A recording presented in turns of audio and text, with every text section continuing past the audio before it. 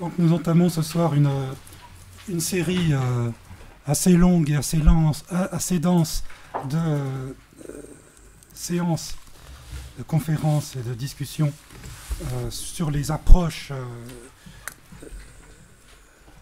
moins théorisantes du genre, auxquelles nous nous sommes tenus jusqu'ici pour l'essentiel. Donc nous entamons une série de séances plus en prise sur ce qui constitue, sinon notre objet, du moins notre instrument pour essayer d'atteindre notre objet, qui est le genre, et les inégalités qui l'accompagnent ou qui le structurent, une série d'approches économiques, sociologiques, analytiques, notamment, sur un certain nombre de données sans lesquelles, comme vous le savez, les concepts des philosophes, aussi parfaitement structurés soient-ils, restent vides. Et donc c'est à ce compte-là que nous avons invité Audrey Verdier-Chouchan, dont vous avez reçu la présentation écrite. Elle est économiste de recherche à la Banque africaine du développement à Tunis. Et j'avais rencontré un peu par hasard, je dois dire, les travaux qu'elle a écrits avec sa collègue Valérie Béranger, j'étais sûr que c'était ça, mais je butais, Valérie Béranger, sur la mesure du développement humain, avec pour entrée précisément les inégalités ou les injustices de genre. Alors j'étais tombé dessus un peu par hasard à partir de lectures cursives des rapports du PNUD, du Programme des Nations Unies pour le Développement, il y a 3 ou 4 ans, et j'avais, pour mon séminaire à l'époque de master doctorat déjà, mais dans un autre cadre, j'avais découvert le travail parallèle et en même temps différent, procédant d'autres méthodes et d'autres hypothèses effectuées donc par Valérie Béranger et Audrey Verdier-Chouchan sur un indice qu'elles appellent l'indice de qualité de vie des femmes. Alors nous avons lu attentivement, à l'époque j'avais beaucoup soutenu dans mes séminaires l'importance qu'avait et que garde pour nous l'approche statistique. Je dois dire qu'il nous faut, chaque fois que nous essayons d'intégrer une partie de cette approche et de nous mettre à la disposition de ce qui nous est dit dans ces types de travaux-là, il nous faut faire un effort. C'est incontestable, parce que la culture des philosophes en France est une culture plutôt littéraire. Nous avons en général une horreur sacrée des chiffres et de la quantification. Nous avons même des arguments contre la quantification, qui ne sont pas les meilleurs des arguments que nous produisons, qui ont une grande part de naïveté, mais enfin nous exprimons à travers ces arguments nos propres difficultés, je le vois plutôt comme ça, avec les mathématiques. Donc, oublions un instant nos difficultés avec les mathématiques et les arguments que nous croyons pouvoir en tirer, et soyez attentifs, je vous le demande avec une grande sincérité, à cette approche et aux apports que ce type de construction synthétique, il s'agit d'un indice qui agrège, comme tous les indices complexes ou composites, une pluralité d'indicateurs exprimant des dimensions d'inégalité des femmes, approchés selon un des éléments qui caractérise notre démarche ici, approchés au plan global, au plan de comparaison donc entre les différentes régions et les différents pays du monde. Et vous verrez que la présentation d'Audrey Verdier-Chouchan se termine par deux ou trois types d'indices qui classent ainsi les pays et le vécu des femmes qui correspond à ces pays selon différents types de quantification et qui en dégagent un certain nombre de résultats que je trouve depuis 4 ans maintenant impressionnants. Et je dois dire que je suis aussi impressionné par le fait que cette approche continue de se compléter, de se complexifier par des créations en partie nouvelles ou autrement accentuées qui font qu'à chaque fois j'y trouve une dimension de renouvellement par rapport à ma première découverte. Donc je suis particulièrement heureux d'accueillir ce type de chercheurs et de recherche parce qu'il nous est tellement extérieur que évidemment nous apprenons beaucoup à chaque fois. La première réponse apportée la conférence, première réponse et les premiers éléments de discussion apportés à l'intervention d'Audrey Verdier-Chouchan sera apporté par Marie-Pauline Charton, qui a elle-même un ancrage pour une part de sa formation dans ce type de démarche et de quantification, les indices et les indicateurs qui lui donnent une sympathie à l'égard de la quantification et des mathématiques que j'aimerais bien avoir, mais dont je n'ai pas les moyens de l'avoir jusque-là. Donc je partage une partie de votre perplexité, mais je fais l'effort. Voilà, je vous en prie, prenez le temps dont vous avez besoin. Notre séance s'arrêtera en tout état de cause au plus tard à 20h précises. Très bien. Ben, tout d'abord, je voudrais vous remercier infiniment pour m'avoir donné cette opportunité de présenter mes travaux de recherche et de m'accueillir aujourd'hui à la Maison de la Recherche sur les bancs de l'université que j'ai quitté maintenant depuis plusieurs années. Donc effectivement, je suis économiste de formation et après avoir enseigné à l'université de Nice, je travaille à la Banque africaine de développement dans le département de la recherche. Le travail que je vais vous présenter aujourd'hui, c'est un travail, ça a été dit, qui est conjoint, qui a été fait avec Valérie Béranger, une amie et collègue de l'université de Nice. Donc l'idée de départ, c'était de prendre en compte les inégalités de genre dans la mesure du développement humain. Et on s'aperçoit, quand on regarde un peu la littérature, que ça date de 1995 à peu près. On part de la déclaration et du programme d'action de Beijing, où la communauté internationale, pour la première fois, reconnaît que les attitudes et les pratiques profondément enracinées perpétuent l'inégalité et la discrimination à l'égard des femmes, tant dans la vie privée que publique et partout dans le monde. Donc ce premier pas de la communauté internationale reflète un engagement au service de la promotion de la femme et de la mise en œuvre d'un programme d'action.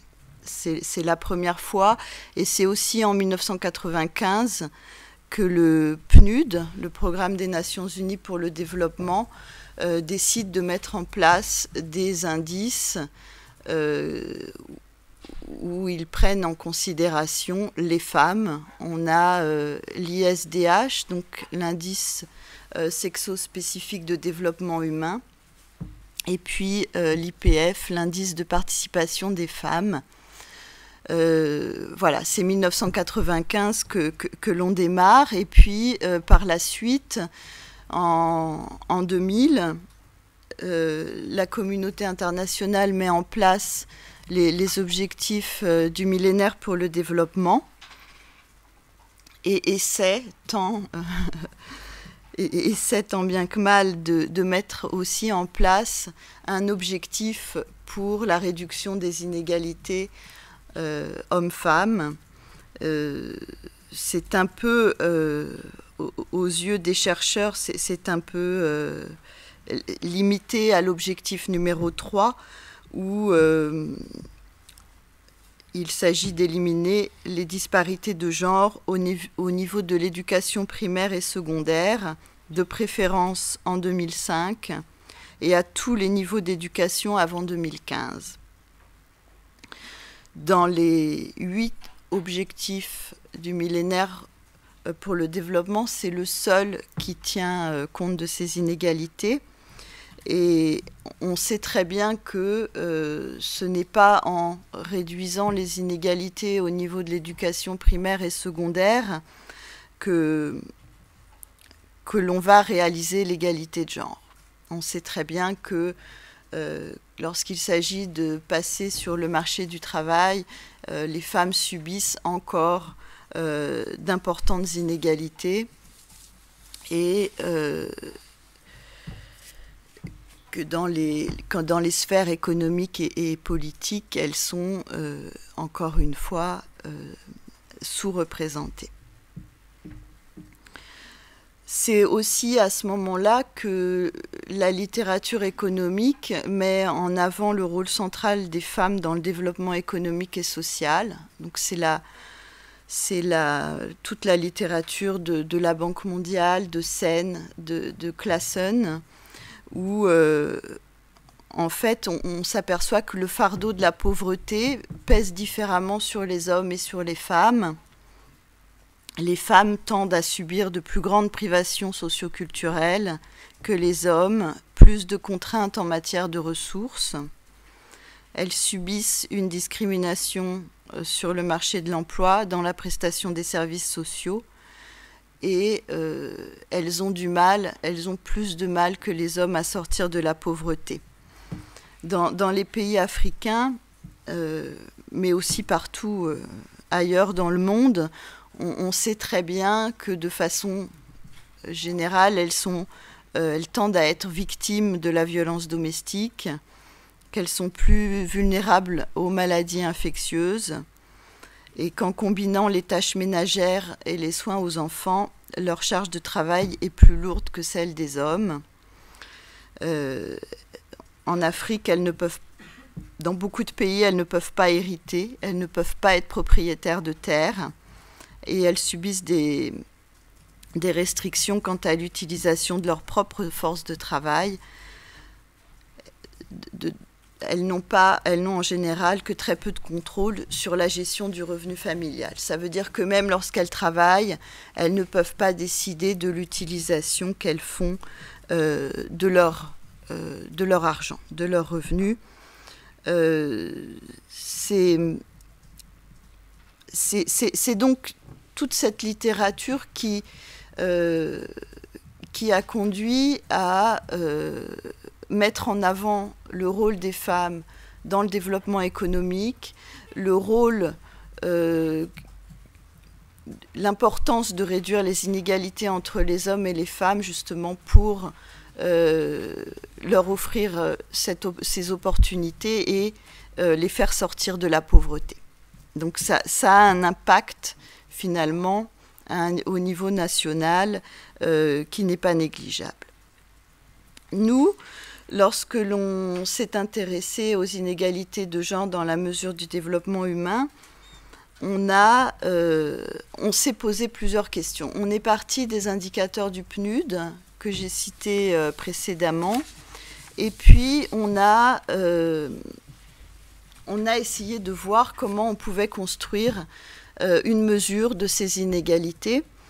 On s'est heurté finalement au départ à la question des indicateurs, parce que quand on regarde tous les indicateurs qui sont disponibles au niveau international, on voulait couvrir le plus grand nombre de pays possible, on trouve deux types d'indicateurs. Il y a des indicateurs qui se rattachent exclusivement aux femmes. Un des exemples les plus courants, c'est le taux de mortalité maternelle, par exemple. Ou alors, on trouve des indicateurs qui nous permettent de prendre en compte le statut relatif des femmes par rapport à celui des hommes. Mais ces indicateurs, ils sont limités en nombre. Les pays ne les calculent pas systématiquement. Si on prend l'éducation, effectivement, ils existent. Vous allez trouver le taux de scolarisation pour les garçons, vous allez trouver le taux de scolarisation pour les filles, mais il y a énormément d'autres indicateurs où cette distinction n'existe pas. Donc, on s'est heurté finalement à la disponibilité des données et de la disponibilité des indicateurs pour les deux sexes, hommes et femmes.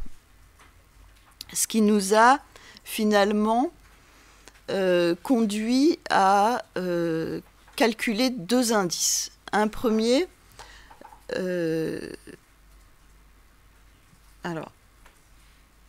un premier indice où là, on va utiliser ces indicateurs sexospécifiques qui sont disponibles pour les hommes et pour les femmes, où là, on peut vraiment mesurer les discriminations, puisqu'on peut faire cette différence.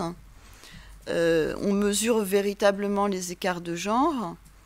Et puis, en utilisant des indicateurs comme le taux de mortalité maternelle, mais il y en a beaucoup d'autres, notamment dans la santé reproductive, on s'est donné pour défi de mesurer la qualité de vie des femmes avec cette idée de pouvoir établir une relation entre ces deux mesures. Quelle était la relation entre les inégalités de genre d'une part et la qualité de vie des femmes d'autre part. Alors, le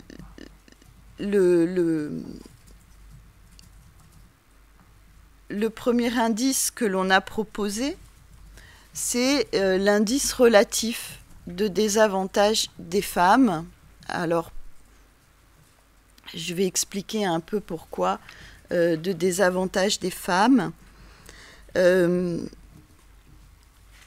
Parce que, évidemment, si vous regardez les indicateurs hommes et femmes, dans certains domaines, dans certains pays, l'indicateur est à l'avantage des femmes. Dans d'autres, il est aux avantages de l'homme, des hommes. Donc, on était d'avis de s'intéresser aux désavantages des femmes uniquement et de tenir compte uniquement des désavantages des femmes. On sait par exemple que pour l'espérance de vie, dans beaucoup de pays développés, il y a un avantage en faveur des femmes, à savoir qu'elles vivent, elles ont une espérance de vie qui est plus longue que celle des hommes. Donc l'idée, c'était de ne pas cumuler des choses positives et des choses négatives. On voulait uniquement s'intéresser aux désavantages des femmes. Donc on a fait en sorte de ne pas donner de bonus aux pays qui ont dépassé l'égalité, qui ont des indicateurs favorables aux femmes dans certains domaines. Donc on utilise des ratios, c'est le premier point. L'IRDF utilise des ratios femmes-hommes. Donc on a décidé, c'est pour ça que c'est une mesure relative, puisqu'à chaque fois, on essaie de voir les performances de la femme par rapport à celles de l'homme. Pour tous les indicateurs, l'IRDF cumule les écarts de genre au détriment des femmes, hein, pas en faveur des femmes. Alors il fallait quand même que je le note, que la méthodologie repose sur la théorie des ensembles flous, mais c'est la seule remarque méthodologique que j'adresserai ce soir.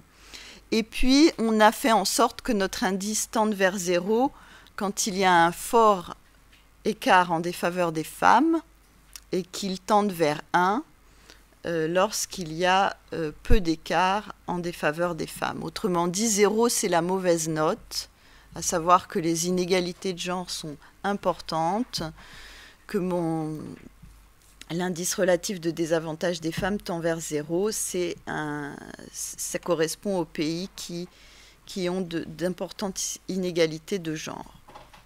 Alors, on a exclu les indicateurs monétaires et on se réfère aussi à Sen pour justifier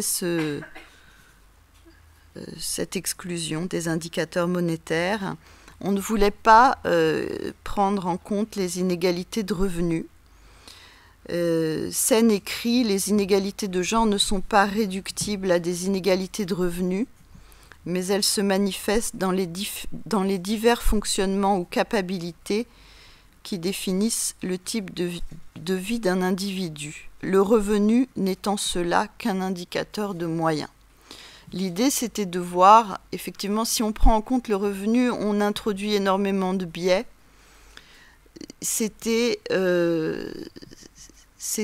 On a réellement justifié cette idée que on cherchait des indicateurs de résultats. On voulait voir quelles étaient les capacités, les opportunités, les participations des femmes, plus que les ressources dont elles disposaient. Et on n'est pas sûr, encore une fois, que c'est parce qu'elles gagnent un revenu qu'elles sont libres d'en disposer comme elles veulent. Donc on a éliminé les indicateurs monétaires et puis on a donc utilisé des indicateurs que l'on a ensuite agrégés pour obtenir ce fameux indice relatif de désavantage des femmes. Donc on a 6 indicateurs dans notre indice. On a 2 indicateurs dans le domaine de la santé. On a 2 indicateurs dans le domaine de l'éducation. Et on a 2 indicateurs de participation. Alors, peut-être on pourra les justifier et en parler plus longuement dans la discussion qui suivra. La première précision que je voudrais apporter, c'est qu'effectivement, il fallait, et c'était très important, que ces indicateurs soient disponibles pour les 2 sexes. C'était une contrainte très forte. On aurait évidemment souhaité introduire d'autres indicateurs comme la violence domestique si on avait pu les avoir aussi bien pour les femmes que pour les hommes. Mais on s'est limité donc à ces 6 indicateurs avec l'espérance de vie qui prend en compte l'inégalité dans la capacité à mener une vie longue et saine. On a pris également le sex ratio qui lui en fait c'est un indicateur de santé à plus long terme et on fait encore une fois référence à Sen qui avait mis en avant le problème des femmes manquantes dans certains pays alors que les femmes ont une prédisposition à vivre plus longtemps que les hommes. Il y a des pays où ce ratio est masculinisé, je ne sais pas comment on pourrait dire, et ça traduit en fait des différences de traitement vis-à-vis des petites filles, vis-à-vis des femmes, en raison des politiques de sélection des sexes, de l'infanticide, des discriminations. Donc on a voulu aussi introduire le sex ratio. On a ensuite l'écart de genre au détriment des femmes dans l'éducation, on l'a appréhendé au travers du taux de scolarisation brut, combiné dans le primaire, secondaire et supérieur, et le taux d'alphabétisation.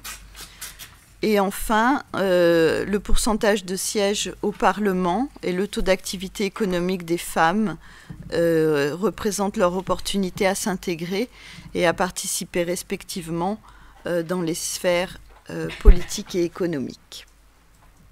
Alors, cet indice, on a pu le calculer, donc vraiment c'est le cumul des inégalités de genre, on a pu le calculer pour 156 pays.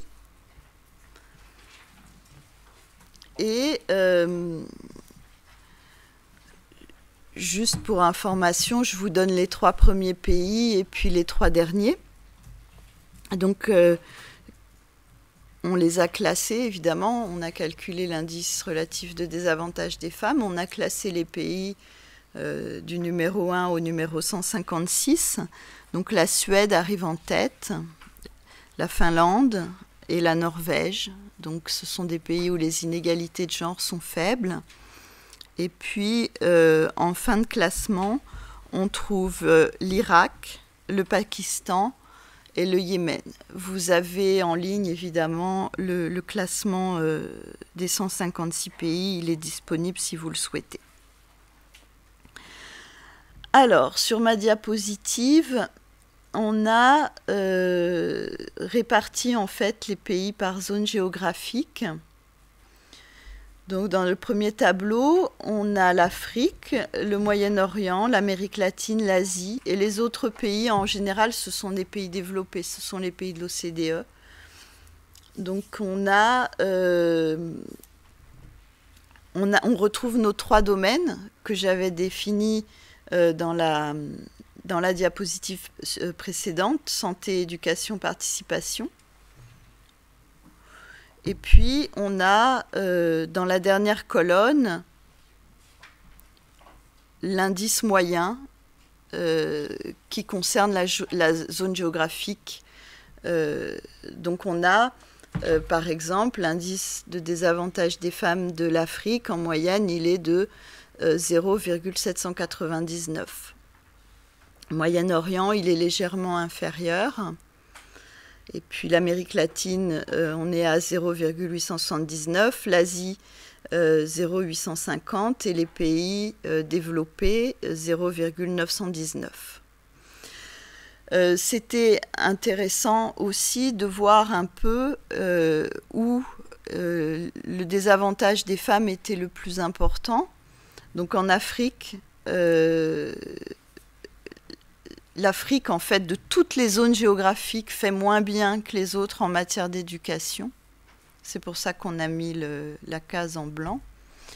Et puis, en matière de participation, il y a vraiment un problème d'inégalité de genre au Moyen-Orient. On est à 0,307. Donc, après, j'ai souhaité en fait vous mettre quelques résultats parce que je trouve que c'est plus parlant. Et puis, si vous voulez approfondir, il faut retourner voir le classement dans le papier qui est en ligne. Donc, l'éducation est un domaine d'inégalité en Afrique et au Moyen-Orient. Le Moyen-Orient est très inégalitaire en matière de participation. Et puis, j'avais fait cette présentation à Tunis et j'ai gardé mon deuxième tableau où j'ai classé les pays d'Afrique du Nord parce que la Tunisie, en fait, est un cas particulier. Si on regarde ici les inégalités de genre, donc l'indice relatif de désavantage des femmes, on regarde le score total, c'est la Tunisie qui a le meilleur score. Elle est à 0,815 par rapport aux autres pays. Donc elle est mieux classée que les autres pays d'Afrique du Nord de façon générale. Mais ce qui était intéressant de noter, c'était qu'elle se fait devancer. Lorsqu'on regarde le rang pour la santé, le rang pour l'éducation et le rang pour la participation, elle se fait systématiquement devancer par un autre pays en Afrique du Nord. Si on regarde le rang pour la santé, la Mauritanie et le Maroc font mieux que la Tunisie. Si on regarde l'éducation, la Libye fait mieux que la Tunisie. Si on regarde la participation, la Mauritanie et le Maroc font mieux que la Tunisie. Donc c'était intéressant de voir que finalement le score global, c'était intéressant de regarder également les différents domaines, santé, éducation, participation, et de le désagréger. On fait l'exercice dans les deux sens finalement. D'une part, on agrège et on désagrège pour s'intéresser aux 3 domaines qui nous intéressent. Voilà ce qu'on peut dire sur l'indice relatif de désavantage des femmes. On a donc dans un second temps, on a souhaité s'intéresser plutôt à la qualité de vie, des femmes,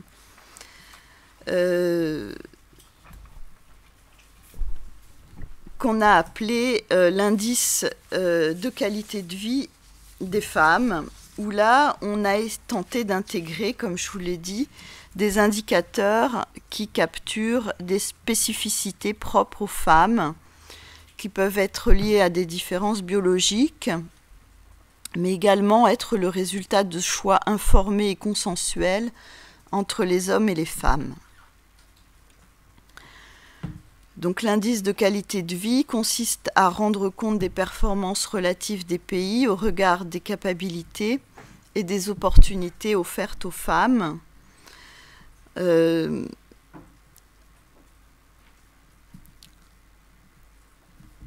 Dans les 3 points qui sont présentés ici, on reconnaît le rôle des femmes dans les stratégies et politiques de développement. On essaie de mesurer finalement leur qualité de vie, leur statut. J'espère que c'est pas moi. Je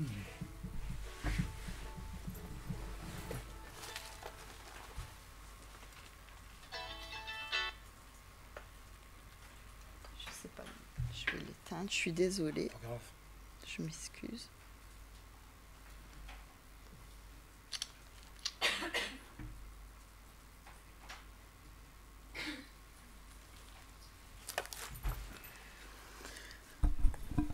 Voilà, on a pris en compte des indicateurs spécifiques aux femmes, et puis on s'est interrogé sur ce que les femmes avaient comme rôle, et évidemment elles ont un rôle dans la sphère de la reproduction. Elles sont mères, elles donnent les soins aux enfants. Et ce n'est pas pour autant qu'à côté, elles ne participent pas aux sphères économiques et politiques. Mais on a voulu finalement intégrer une dimension intergénérationnelle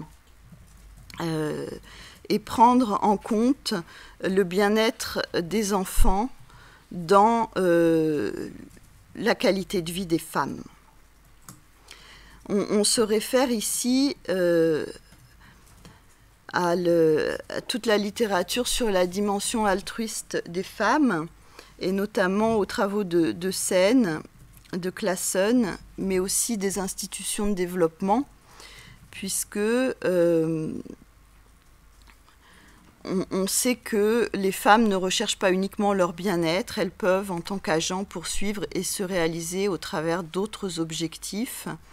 La Banque mondiale souligne les externalités positives liées à une amélioration du statut des femmes sur le bien-être des autres membres de la communauté. Donc on a justifié en fait l'intégration d'indicateurs qui sont liés au bien-être des enfants dans la mesure de la qualité de vie des femmes. Donc on a des indicateurs de résultats humains, une combinaison de fonctionnement et de capacités incluant des valeurs de réalisation et de liberté ou de déni de liberté dont sont victimes les femmes, mais aussi les enfants. Donc voilà les indicateurs que l'on a choisis. Pour le statut des femmes, on retrouve le taux de mortalité maternelle qui rend compte de leur capacité à pouvoir procréer dans des conditions saines et salubres, leur espérance de vie, leur capacité à vivre une vie longue et saine, mais aussi des indicateurs d'éducation, le taux de scolarisation, le taux d'alphabétisation. On tient également compte de leur opportunité ou d'absence d'opportunité à s'intégrer dans les sphères économiques avec le taux d'activité économique et politique avec le pourcentage de sièges au Parlement. Et on a également ajouté leur capacité à exercer leur droit de procréation en ajoutant un indice relatif à la politique d'avortement. On a rajouté donc des indicateurs qui sont liés au statut des enfants, où là on combine le pourcentage d'enfants souffrant d'une insuffisance pondérale afin de capturer la prévalence de la malnutrition, le taux brut de scolarisation dans le primaire comme indicateur d'accès au savoir, et puis le travail des enfants qui indique un déni de liberté à pouvoir s'intégrer dans les sphères économiques et sociales. partir du moment où les enfants travaillent, ça devient problématique pour leur avenir.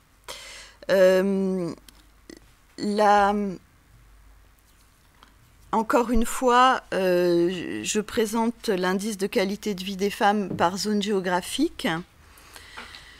Donc l'Afrique, le Moyen-Orient, l'Amérique latine, l'Asie, les autres pays. On a donc la première colonne qui nous donne la qualité de vie des femmes.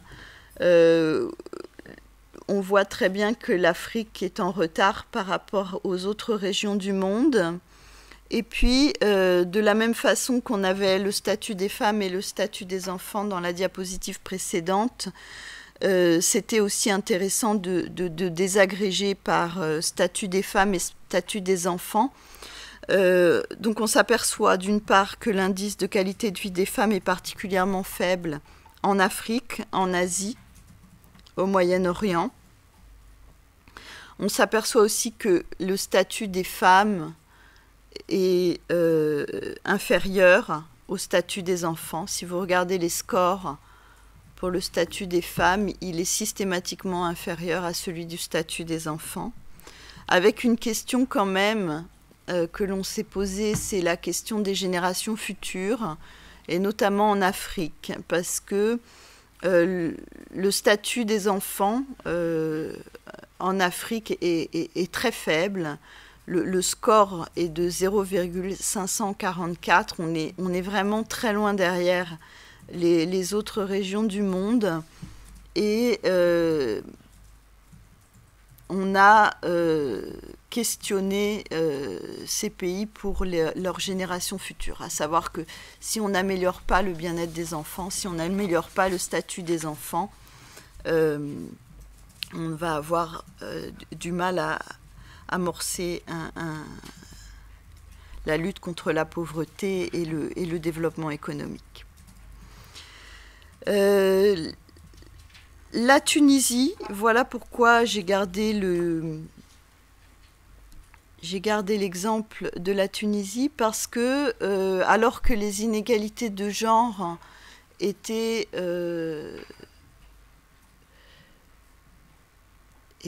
relativement importantes dans les trois domaines, que le score, que le rang international, le rang mondial de la Tunisie n'était pas très bon en matière d'inégalité de genre. La Tunisie était classée 114e sur 156 pays.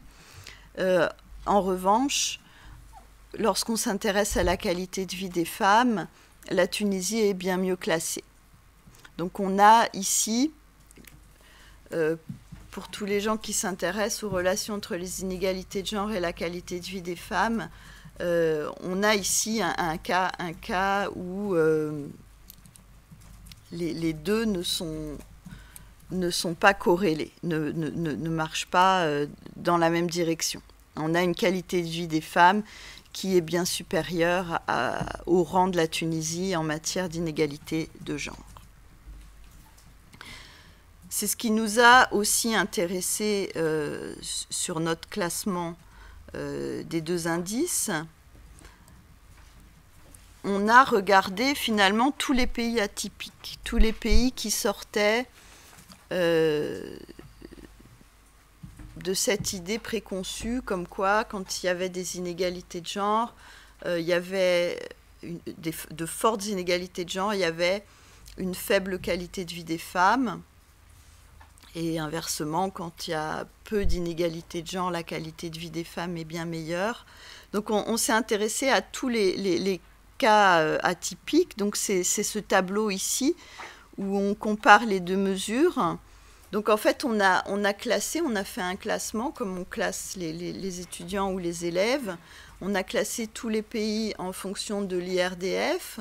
On a classé tous les pays en fonction de la qualité de vie des femmes. Et puis, on a regardé les écarts de rang, là où il y avait vraiment des écarts importants. C'est dans la première colonne, là où les inégalités sont faibles, mais la qualité de vie des femmes est basse, on trouve pas mal de pays en voie de développement, des pays d'Afrique subsaharienne et des pays asiatiques, alors que dans la troisième colonne, où les inégalités sont fortes, mais où la qualité de vie des femmes est élevée, on retrouve la Tunisie, on retrouve beaucoup de pays arabes du Moyen-Orient et quelques pays européens. On était surpris de voir que l'Italie, la Grèce font partie de ces pays où les inégalités finalement sont fortes, alors que la qualité de vie des femmes est élevée. On sait, pour comparer les deux mesures, on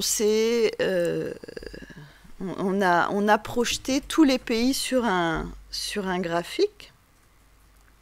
Voilà. Et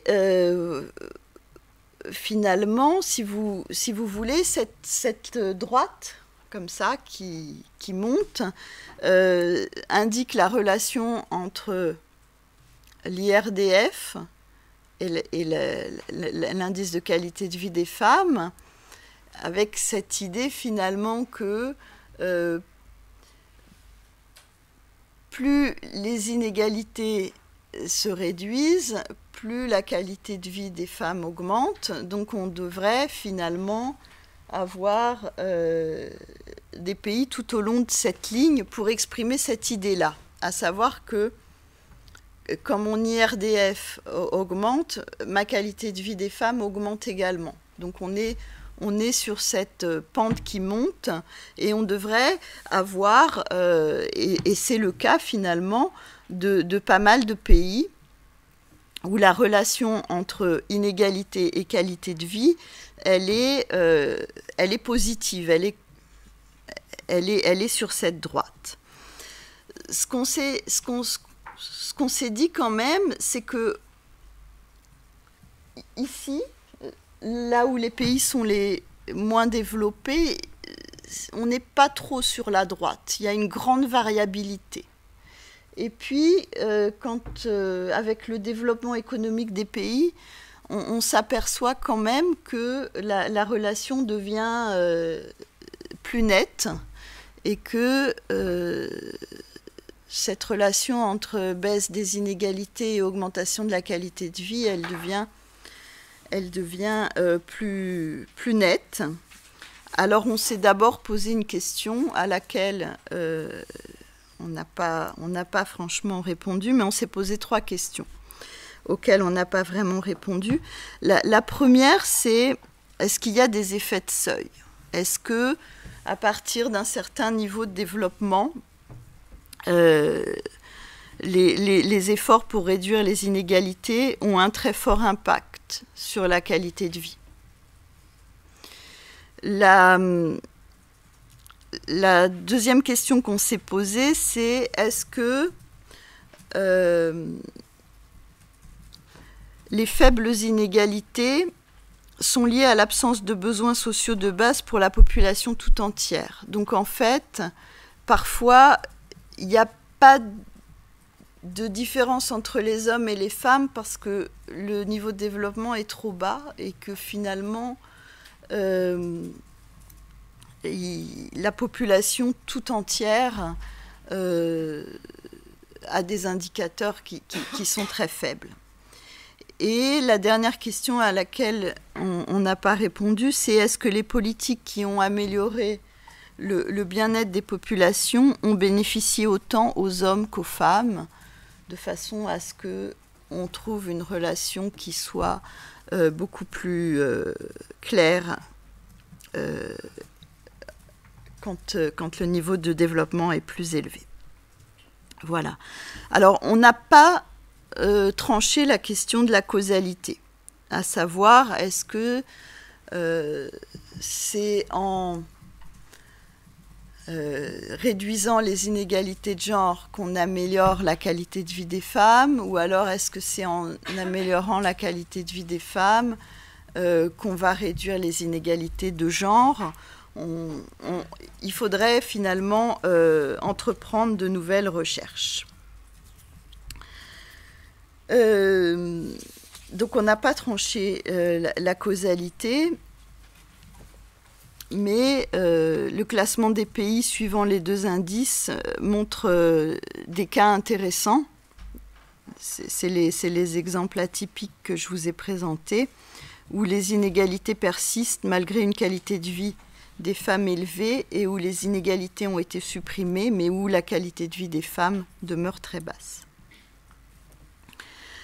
Dans cette recherche, on a évidemment conclu avec deux conclusions importantes. La première, c'était cette nécessité de promouvoir l'égalité des genres dans les programmes nationaux de développement.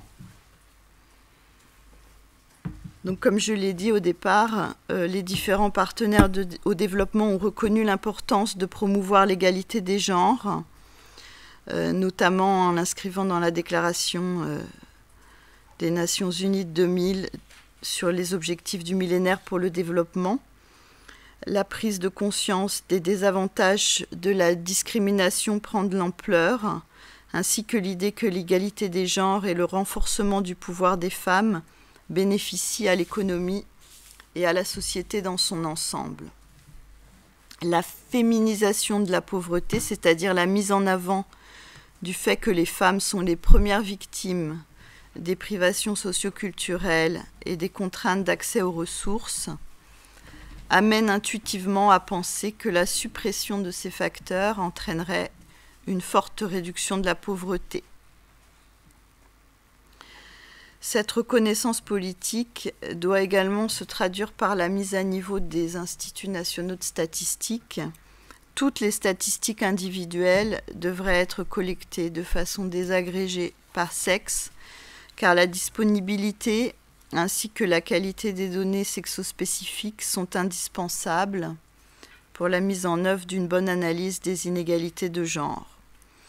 Ces informations sont primordiales pour obtenir une image de la situation présente, pour mesurer l'évolution du statut des femmes dans le temps et pour prendre des décisions politiques, pour planifier, mettre en œuvre et évaluer les stratégies d'atteinte de l'égalité des genres. C'est aussi la seule façon de comprendre l'ampleur des inégalités de genre. Voilà, l'identification des effets positifs des égalités de genre sur la réduction de la pauvreté doit être inscrite dans les programmes nationaux de lutte contre la pauvreté. On est persuadé que, notamment pour les économistes qui travaillent sur l'Afrique et sur les économies africaines, on a vu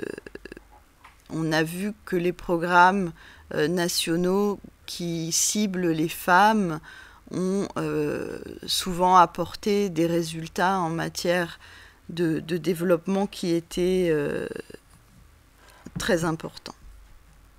Voilà, il s'agit de réallouer les ressources, de créer un environnement où les opportunités sont identiques pour les hommes et pour les femmes, pour changer la perception du rôle des femmes dans la société civile et particulièrement les organisations non gouvernementales ont un rôle à jouer pour démontrer les bénéfices économiques et sociaux de l'égalité entre les hommes et les femmes.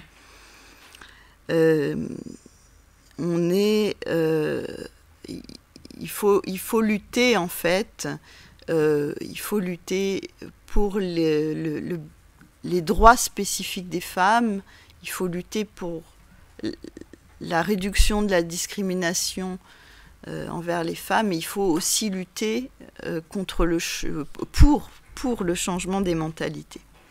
Donc c'est ces 3 luttes qui sont très importantes. Et juste pour finir, je vous invite à aller écouter, si vous comprenez l'anglais, à aller écouter le séminaire qu'a donné en 2012 le professeur Amartya Sen, qui est sur le site de l'université d'Oxford et qui s'appelle Discovery of Women. la découverte de la femme ou des femmes, où effectivement il milite également pour la réduction des inégalités et l'augmentation des opportunités et des libertés offertes aux femmes. Voilà. Merci beaucoup. Je vous remercie.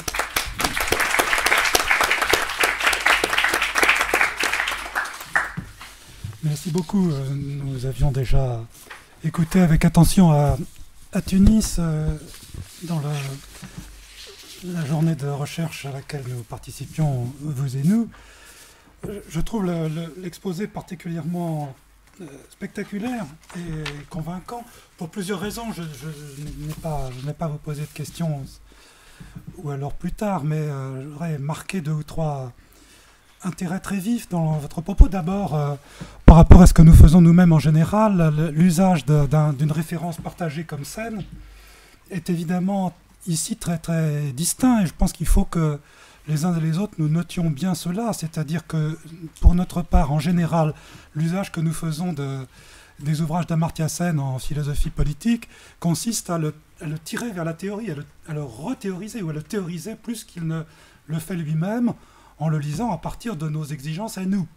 Et là, jusque dans votre référence finale, évidemment, vous nous invitez à une lecture de Sen qui le tire vers ce qui est sans doute sa vocation première, qui est, plutôt que de consacrer l'essentiel de ses efforts à théoriser, de produire une mesure, des mesures, une multiplicité de mesures du développement humain et de réfléchir aux ajustements qui permettraient de les accroître dans des situations particulières, très particulières, comme celles dont vous avez quantifié les aspects relatifs à la qualité de vie des femmes. Donc ça, c'est un point auquel il nous faut réfléchir par rapport à des références qui semblent communes et n'introduire au fond aucune distance entre les disciplines, comme par exemple entre les économistes et les philosophes, la référence partagée à Amartya Sen. Là, nous voyons bien qu'il nous faut peut-être diversifier nos approches du panel de concepts et d'éléments de théorisation que Sen nous fournit. Et puis par ailleurs, moi j'étais très intéressé une nouvelle fois, c'est à travers cela que j'avais découvert votre recherche, et je reste tout à fait convaincu par ce point, à savoir que quand vous manifestez qu'il y a des pays où il y a très peu d'inégalités hommes-femmes, par exemple, je l'ai noté, nous y étions il y a 8 jours, tous les 3, Haïti, où il y a très peu d'inégalités hommes-femmes, et donc on pourrait dire intuitivement, mais superbe, nous ne pensions pas que c'était ainsi dans un pays qui rencontre et manifeste par ailleurs tant de difficultés. L'absence ou la quasi-absence d'inégalité entre hommes et femmes peut se faire effectivement à la baisse du fait que il y a très peu d'inégalités en général, et celle-ci en particulier, et donc il faut évidemment pondérer l'impression a priori satisfaisante que l'on pourrait avoir, ou encourageante, par une comparaison qui n'est plus tellement, et c'est là-dessus que je m'étais intéressé évidemment à votre approche, qui n'est plus seulement une approche sociale, de comparaison sous l'idée d'inégalité entre la situation des hommes et la situation des femmes, mais une approche plus globale qui consiste à comparer la qualité de vie des femmes dans tel et tel contexte, nationaux et régionaux, ou alors dans le cas de Haïti, alors qu'il y a peu d'inégalités au plan social, il y a évidemment des inégalités dans la qualité de vie des femmes extrêmement grandes entre ce qui correspond aux données de Haïti ou d'autres pays de ce type, atypique, comme vous le disiez, et je ne sais pas, je prends toujours comme exemple le Royaume-Uni ou la Suède, où évidemment l'appréhension qu'on a est très différente si on considère la qualité de vie des femmes et pas seulement les inégalités hommes-femmes. Donc il y a là un point important qui a une dimension très contre-intuitive, à savoir que la réduction des inégalités hommes-femmes est certes très importante, il ne s'agit pas pour autant de réduire l'importance de cette réduction, mais ne dit pas tout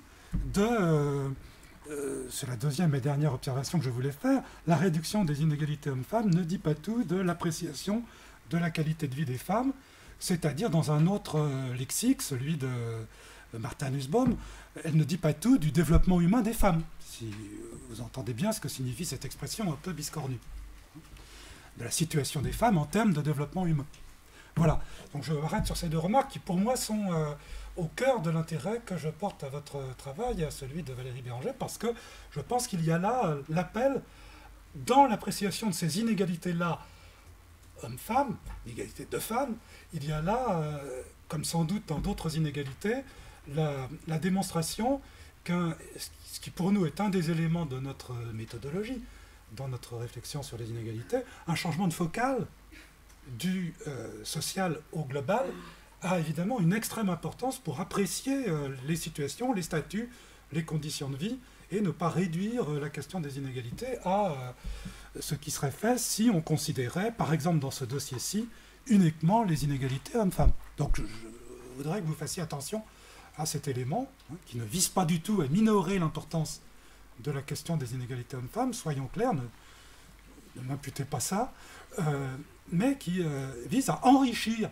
l'impression des situations par ce que fournit un changement de focal de l'approche sociale à l'approche globale. Voilà. Donc je laisse la parole maintenant pour l'intervention à titre de répondante à Marie-Pauline Charton.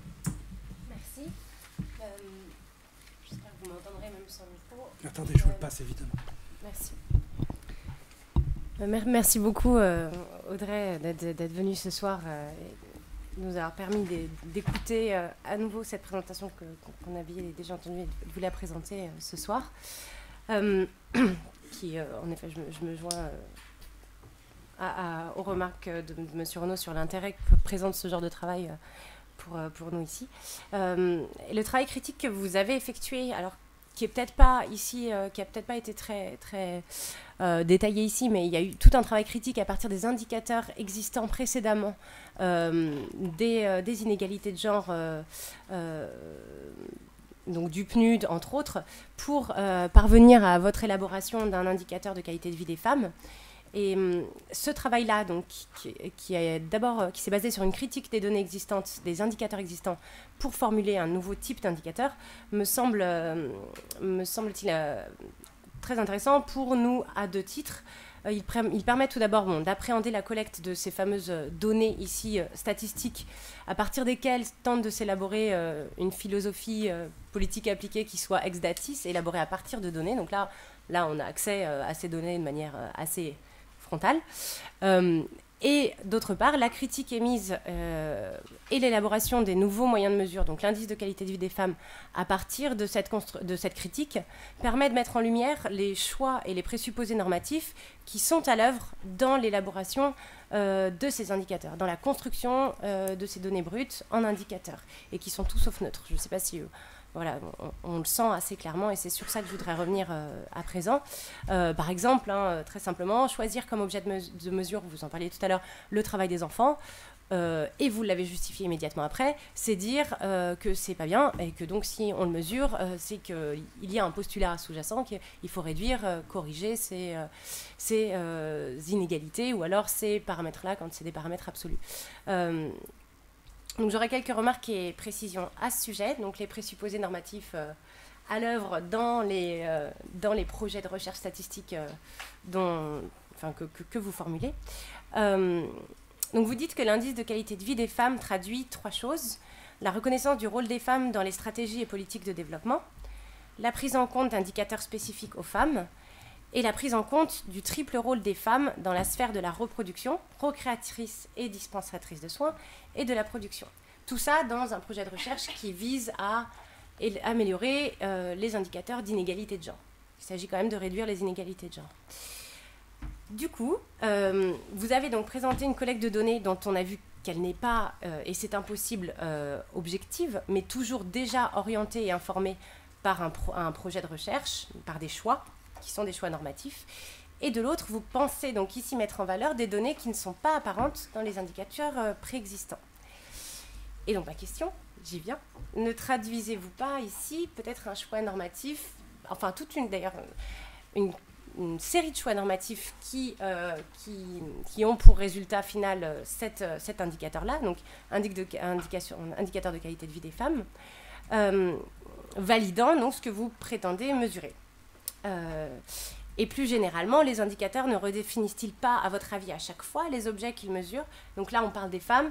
Dans l'indicateur de qualité de vie des femmes, et sont incluses les mesures qui sont relatives aux enfants sous un seul indicateur, un indicateur de qualité de vie des femmes, qui inclut la mortalité infantile, entre autres, et l'alphabétisation. Donc dans un seul indicateur sont agrégées des données relatives aux enfants et aux femmes. Est-ce que ceci ne redéfinit pas d'une certaine manière le mot femme, la notion de femme? Par exemple, hein, après je vous laisserai répondre librement, bien entendu, heureusement. Et comment donc articulez-vous ces enjeux normatifs sous-jacents au sein d'un projet de recherche sur les inégalités de genre, donc qui a pour objet de les mesurer pour mieux pouvoir les corriger par la suite, et le souci de mettre en valeur des données qui reflètent un état de fait. Et c'est là où la question se complexifie, c'est que, et c'est ça que j'aimerais discuter avec vous, c'est que de fait, les hommes et les femmes sont dans des situations différentes. Il y a des données qui sont spécifiques au genre. La femme a la potentialité de donner naissance, donc de faire des enfants, mais le fait d'inclure non seulement la mortalité maternelle, mais également la femme comme dispensatrice de soins, est-ce que là, c'est mettre en valeur une situation de fait, ou alors inclure, en incluant si vous voulez, ce choix-là, conforter les hommes et les femmes dans des rôles de genre qui sont différenciés? Je suis un peu longue, hein, pardonnez-moi, mais c'était pour bien poser les bases du questionnement. Donc voilà, en gros, comment est-ce que vous parvenez à articuler enjeux normatifs sous-jacents, égalité de genre, différenciation de fait dans différents rôles qui sont attribués aux hommes et aux femmes, et enjeux normatifs et données spécifiques, biologiques ou non, et là je laisse vraiment ouvert le champ de la délimitation des données spécifiques aux femmes, mortalité, violence, qui ne sont pas incluses là dans votre indicateur. Voilà. Bon. La question est très vaste, mais voilà. Comment travaillez-vous, en gros, avec des présupposés normatifs, et puis après, cette difficulté qui est propre ici à notre champ de recherche, qui est inégalité de genre, différence homme-femme et spécificité biologique de la femme. Voilà.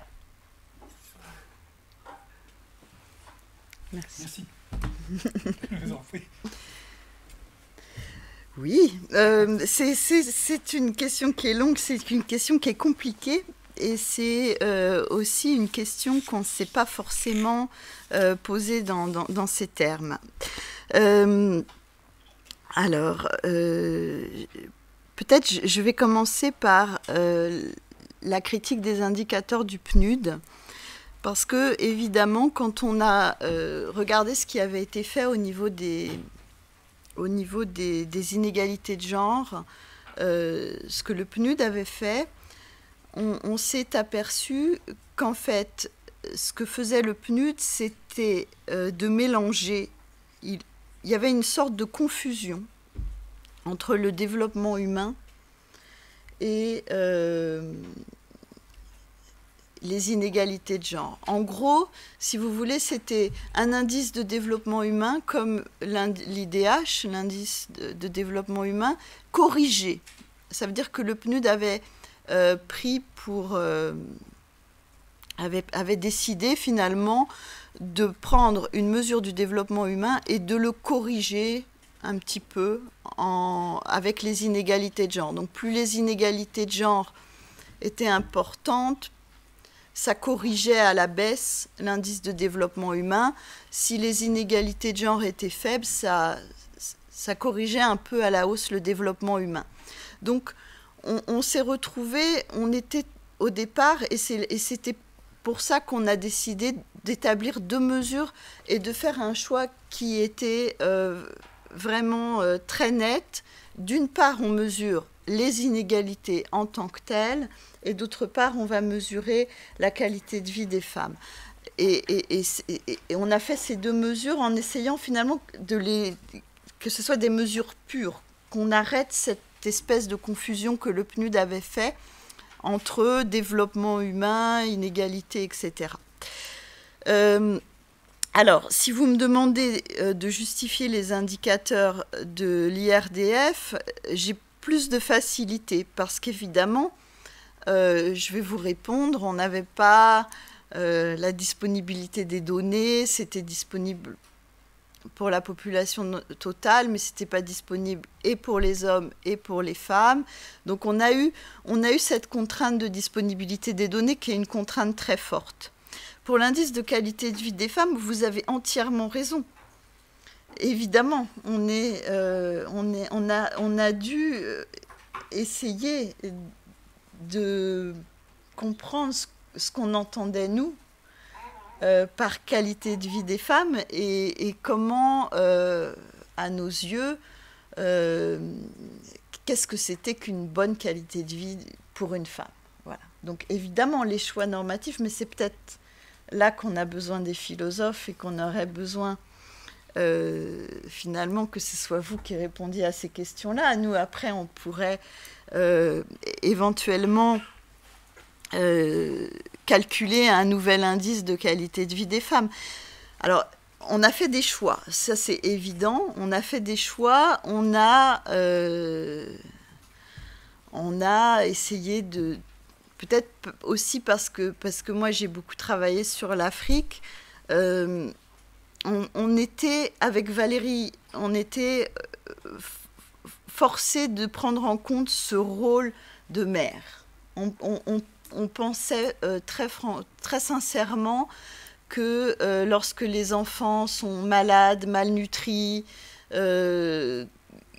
qu'ils ont abandonné la maison parce qu'il n'y a pas assez à manger, qui traînent dans les rues, qui sont obligés de travailler, ça a un impact sur la qualité de vie de la femme qui a mis cet enfant au monde.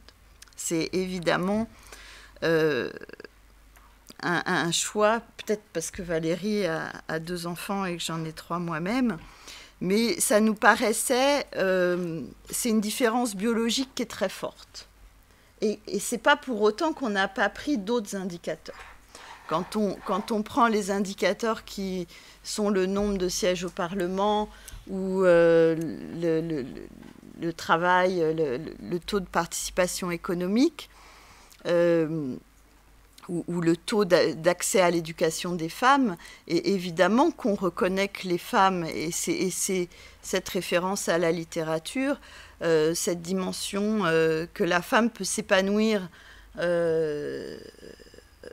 par ses propres libertés, ses propres opportunités, mais aussi en apportant autour d'elle le bien-être des enfants et le bien-être de la communauté. Il y a peut-être, alors peut-être parce qu'on travaille aussi sur l'Afrique, mais ces externalités positives sur la communauté, elles sont mises en avant. Il y a une sorte de cohésion sociale qu'on reconnaît, que les femmes arrivent à... alors évidemment, je parle de façon générale, et loin de là, mon idée de penser que les hommes ne peuvent pas jouer ce rôle, ni que le bien-être des enfants ne rentre pas en compte dans le bien-être des hommes. Je traitais ici du bien-être des femmes, et je veux bien que ce soit très clair. Si on devait construire un indice de qualité de vie des hommes, on serait amené à mettre des indicateurs de bien-être des enfants. Mais voilà, oui, alors la question que vous me posez, je la comprends bien. On aurait adoré mettre des indicateurs de violence, violence physique, violence morale, mais on n'avait pas suffisamment de données. Parce qu'on voulait, encore une fois, pouvoir classer nos 156 pays et pas une vingtaine ou une trentaine. L'idée, c'était aussi d'avoir des indicateurs qui étaient disponibles à un niveau international. Alors, on a redéfini peut-être le rôle de la femme à notre façon.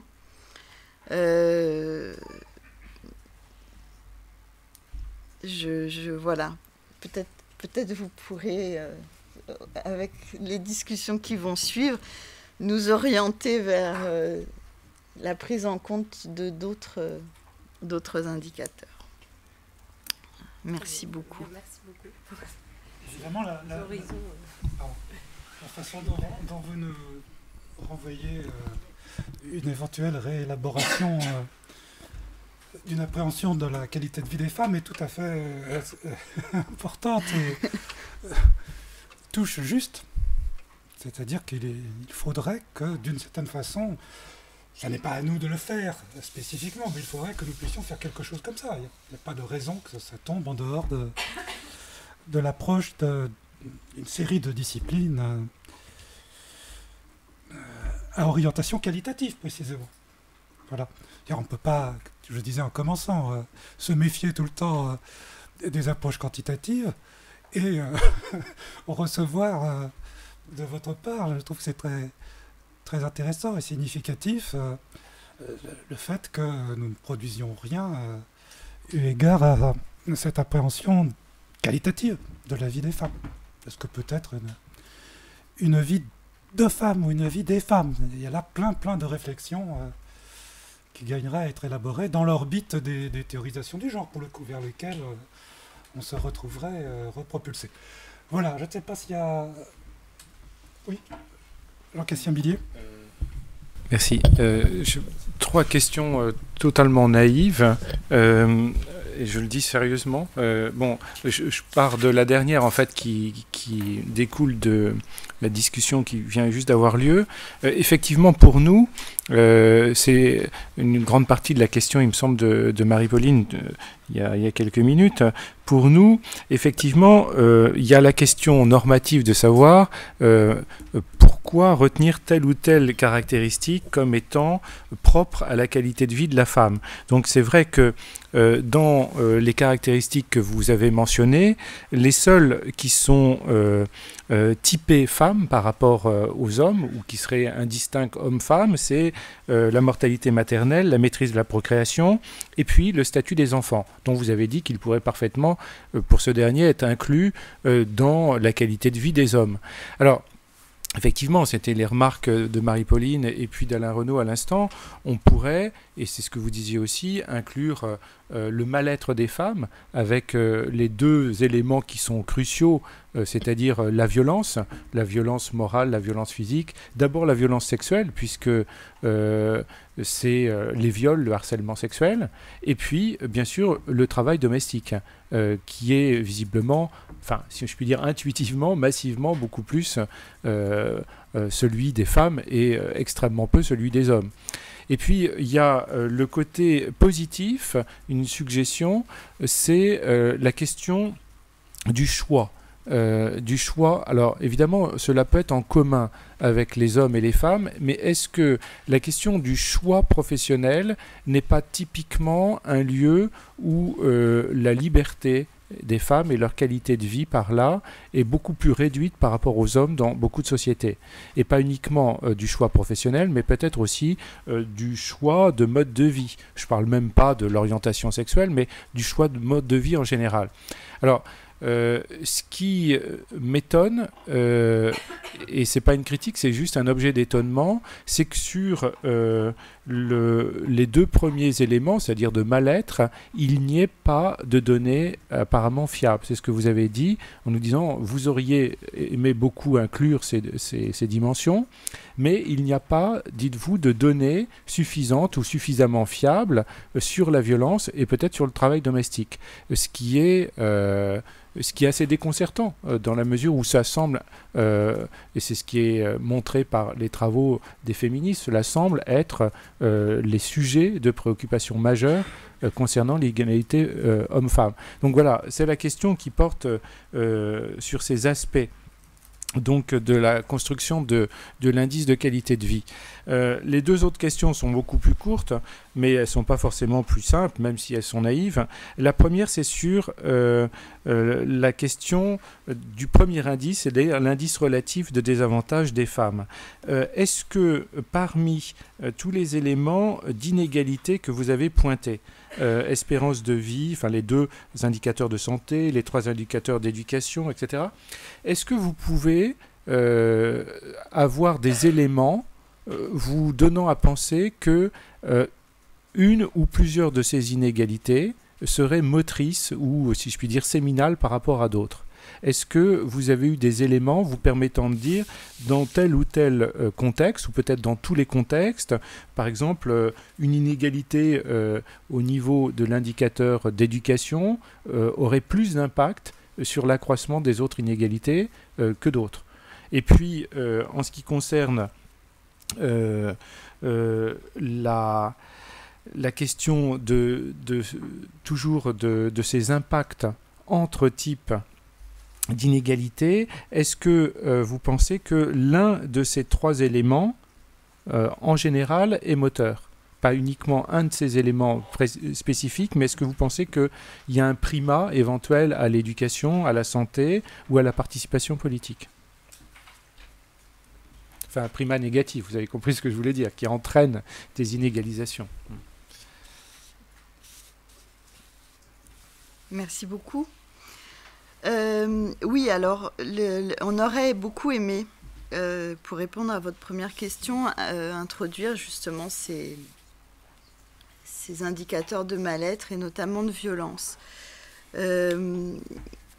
Ces indicateurs, en fait, ils sont disponibles dans les enquêtes auprès des ménages qui sont les enquêtes DHS, Demographic and Health Survey, et c'est très compliqué de les décortiquer. Alors moi j'avais essayé, je crois qu'on a trouvé peut-être 5 ou 6 pays africains, et puis voilà, c'est vraiment, on n'a pas, comme on peut trouver dans les tableaux du PNUD, tous les pays informés, on n'a vraiment pas beaucoup de données. Alors, les pays développés les ont, ces données-là, mais les pays en voie de développement, c'est très, très rare. Sauf les enquêtes DHS, et on avait commencé à travailler justement sur les problèmes de violence faites aux femmes, puisque, évidemment, quand on commence à toucher à ces questions, on arrive rapidement à s'intéresser à ça. Sur le travail domestique, il n'y a vraiment rien du tout. Et encore une fois, il y a un véritable travail de la part des économistes qui doit être fait, puisque le travail domestique, c'est un travail qui n'est pas rémunéré, c'est pas véritablement un travail puisqu'il n'est pas rémunéré, c'est pas véritablement un travail puisque finalement il fait partie de la vie quotidienne, et c'est une véritable problématique pour les économistes, parce qu'on ne sait pas le mesurer, on ne sait pas le quantifier, et du coup, évidemment, on ne peut pas l'inclure. On mesure, par exemple, dans certains pays africains, on mesure la distance au point d'eau le plus proche, qui donne un peu une idée de la lourdeur des tâches ménagères que peuvent endurer certaines femmes quand elles doivent faire 4-5 km pour aller chercher de l'eau potable. Donc on n'a pas le mode de vie, le choix professionnel, toutes ces libertés, on ne peut pas les inclure, on n'a pas les indicateurs.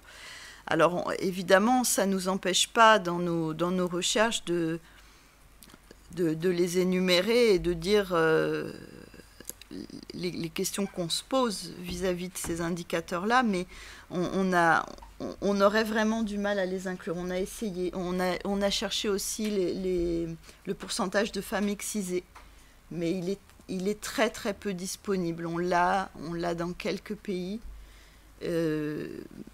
mais les données sont peu fiables et les pays ne donnent pas ces données-là. Sur la question de l'élément moteur, on a évidemment peut-être aussi expliquer que quand on a une liste d'indicateurs, on essaie de les sélectionner de façon à ce qu'ils ne soient pas trop corrélés entre eux. Il ne faut pas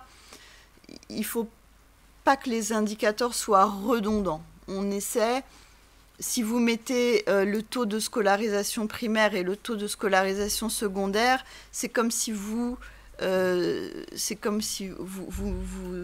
intégriez 2 fois le même indicateur dans votre mesure. Donc, on calcule ce qu'on appelle des coefficients de corrélation. On essaie de voir si ces indicateurs sont redondants, si ils expriment la même idée. Et ces coefficients de corrélation nous permettent de voir, voir quels sont les indicateurs qui sont fortement liés ou faiblement liés les uns aux autres. On les relie tous les uns avec les autres. Les tableaux sont disponibles dans le papier. On pourrait jeter un œil, mais pour répondre à votre dernière question, l'élément moteur, et je pense que c'est intuitif, mais ça a été également mis en lumière par les chiffres, l'élément moteur, c'est vraiment l'éducation. Et on le comprend de façon intuitive. On sait très bien que si la personne est éduquée, si elle est allée à l'école, elle sera plus à même de comprendre ce qui se passe autour d'elle, elle sera plus à même de se protéger contre le sida, elle sera plus à même de se protéger contre certaines maladies, de mettre ses enfants à l'école, de participer à des prises de décision politiques. L'éducation, c'est vraiment la variable clé. On avait mis ça aussi avec Valérie en avant dans un autre papier. Oui, s'il y a un élément moteur, pour nous, c'est l'éducation. Mais les chiffres le démontrent également. C'est intuitif, mais c'est également vérifié de façon statistique. Et pourtant, dans votre tableau, on voit bien l'écart des pays comme l'Arabie Saoudite ou Bahreïn qui ont un très haut niveau d'éducation des femmes. Donc, de ce point de vue-là, ça devrait être moteur pour un vecteur d'égalisation des conditions. Et pourtant, ce n'est pas encore le cas. C'est la condition nécessaire, mais pas suffisante. Voilà. Sans l'éducation, de toute façon, la condition de développement des femmes, elle ne peut pas, ou d'émancipation des femmes, à mon avis, elle est difficilement atteignable. Merci. Merci beaucoup. Je voulais juste, avant de donner la parole à qui voudra la prendre dans la salle, vous demander pour information, vous en êtes avec le PNUD? Alors le PNUD, c'est intéressant parce que le PNUD s'est rendu compte, puisqu'on n'a pas été les premières, on n'est pas les dernières à avoir critiqué l'ISDH et puis l'IPF. Le PNUD a essayé de faire mieux et on a sorti récemment l'IIG, l'indice d'inégalité de genre. Et on n'est pas du tout convaincu. Alors il faudrait évidemment qu'on critique pas comme ça de façon gratuite et qu'on mette ça sur papier de façon structurée. Mais vous irez jeter un œil sur l'indice d'inégalité de genre. Déjà, on a énormément d'indicateurs qui ne sont pas sexués. Donc, c'est pas une différence entre les hommes et les femmes. Il y a encore cette confusion entre le développement des femmes et les inégalités de genre. Donc, on attend le prochain. On attend. Mais le nombre ne reflète pas déjà l'indice d'inégalité de genre. Vous verrez, il y a la fécondité, il y a le taux de fécondité des adolescentes, il y a des choses qui n'ont rien à voir avec des inégalités finalement. Donc il y a un problème de concept. Voilà, mais je ne voudrais pas... voilà, il faudra qu'on aille voir ça de plus près. D'accord. Merci. Qui veut intervenir? Julien. J'en ai une. Je passe le micro ensuite. Donc, je conserve le micro pour le moment. Je voulais savoir si vous jugeriez redondant, par exemple, le fait d'extraire des 2 indicateurs que vous avez évoqués, d'extraire quelque chose comme, à moins que ça existe déjà, à moins qu'il y en ait déjà un indicateur d'insertion économique et professionnelle des femmes, parce que si on articule un peu la teneur de votre propos aux compétences qui sont celles du philosophe en général, moi, ce que j'ai beaucoup apprécié dans ce que vous avez, développé tout à l'heure, c'est la notion de prise en compte du bien-être des enfants afin d'évaluer la qualité de vie des femmes. C'est extrêmement important. Et ça l'est d'autant plus que c'est un facteur qui pourrait expliquer pourquoi l'articulation entre la vie domestique et la vie publique est si problématique. Est-ce que réduire la notion d'insertion économique et professionnelle des femmes à un indicateur d'appréciation de la qualité de vie des femmes, est-ce que c'est suffisamment rendre compte de cette notion problématique aussi pour plusieurs raisons, parce que, bon, tout d'abord, il y a aussi un problème de liberté là-dedans, il n'y a pas qu'un problème de pourcentage, enfin, et là je fais allusion aux deux dimensions que vous aviez articulées aussi en termes de conclusion, lorsque vous parliez de la réallocation nécessaire des ressources, mais aussi du fait de penser la spécificité des droits. Il y a 2 choses différentes, il y a des ressources, ça se réalloue effectivement, des droits non. Donc en l'occurrence, dans le fait de penser une insertion économique et professionnelle plus satisfaisante, il y a aussi, je pense, à l'œuvre la nécessité d'interroger des conditions de liberté, de choix, d'accès, et ainsi de suite. Donc voilà. Est-ce que vous jugeriez redondant le fait d'extraire un indicateur d'insertion économique et professionnelle, ou alors est-ce que vous estimez suffisant de ne l'intégrer que dans l'indicateur d'appréciation de qualité de vie? Vous voulez dire qu'il faudrait l'inclure également dans les inégalités? L'extraire. L'enlever. L'extraire pour le singulariser en tant que tel. Mais le souci, c'est que, en fait, ce que vous nous dites, c'est que... ça n'est qu'une interrogation, ce n'est pas une prescription. Non, j'entends bien. Mais que finalement, les femmes, elles sont, à partir du moment où elles ont des enfants, où elles assument un rôle de mère, elles ont cette absence de liberté, elles n'ont pas forcément le choix d'aller travailler. Oui, c'est une chose, mais je pensais aussi à la difficulté qu'il y a de mesurer le taux de travail effectué dans la sphère domestique, l'impossibilité qu'il y a d'établir quelles sont les formes de rémunération, qu'elles soient symboliques ou monétaires. Il me semble que tout ça contribue à en faire à faire de cette dimension-là une dimension qui aurait tendance à mériter l'extraction au sens de peut-être la pensée d'un nouvel indicateur. Bon, peut-être, mais le fond de ma question, en l'occurrence, c'est de savoir si vous trouveriez ça redondant. Moi, j'aurais préféré l'inclure dans la qualité de vie des femmes, parce que c'est ce que vous faites, oui. C'est une opportunité qui s'offre à elles d'aller sur le marché du travail ou de travailler à la maison.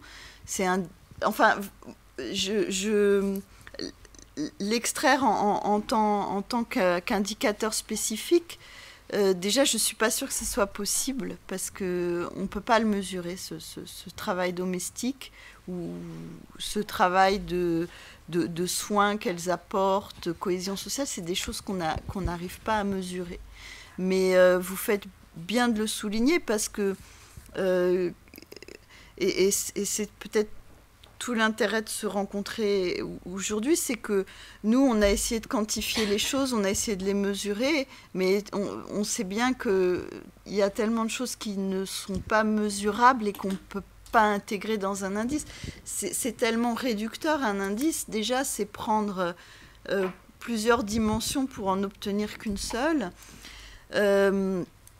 toutes ces nuances, on se doit de les indiquer dans le texte et d'essayer de voir comment on peut les mesurer par la suite. Mais je crois en l'occurrence que le problème du travail domestique, c'est très difficile. Alors on a conclu évidemment que il y a un rôle qui est donné à l'État de donner plus de droits, et on le voit dans les pays dans les pays scandinaves qui ont donné justement beaucoup plus de liberté aux femmes, et notamment dans leur rôle de mère, en offrant des services sociaux qui sont beaucoup plus importants que dans n'importe quel pays africain, où là les femmes elles ont des obligations familiales qui sont très fortes et qui les contraignent très fortement. Mais ça, on ne peut pas le mesurer.